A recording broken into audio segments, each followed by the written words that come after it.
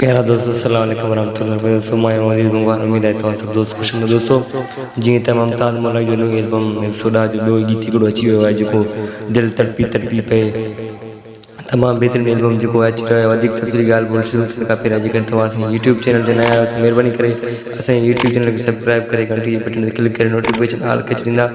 Subscribe करण सां आवाज़ को बैलेंस कोन ईंदो ऐं असांजी काफ़ी हौसला जी दोस्तों तव्हांखे वधीक वीडियो ॾिसण वटां जीअं त प्यारा दोस्तों मुमताज़ मलिक जो जेको आहे नओं एल्बम 110 जो ॿियो गीत हिकिड़ो अची वियो आहे जेको आहे त दिलि तड़पी तड़पी पए, ऐं इहो गीत अची वियो आहे गदर प्रोडक्शन में। तमामु बहितरीनु एल्बम आहे ऐं तमामु बहितरीनु एल्बम में ही गीत शामिल आहे ऐं ॿिया बि काफ़ी जेका गीत आहिनि मुमताज़ मलिक जा इन एल्बम में शामिल आहिनि। उहे गीत बि तमामु जल्द अची वेंदा ऐं उहे जो त जेका आहिनि गदर प्रोडक्शन में ही गीत अपलोड कया वेंदा चैनल में। इन चैनल में तव्हां ॾिसी सघो था मुमताज़ मलिक जो 110 एल्बम इन में तमामु बहितरीनु एल्बम आहे ऐं तमामु बहितरीनु एल्बम में गीत शामिल कयो वेंदो आहे। ॿिया बि गीत ईंदा उन्हनि बाबति बि असां वीडियो ठाहींदा आहियूं, तव्हांखे मालूमात ॾींदा आहियूं त उहे गीत कॾहिं ईंदा ऐं ॿिया बि गीत तमामु जल्द अची वेंदा। हीअ एल्बम ईद जो एल्बम आहे, हिन खे तमामु जल्द रिलीज़ करण जी कोशिशि कंदा छो त ॿिया बि गीत तमामु जल्द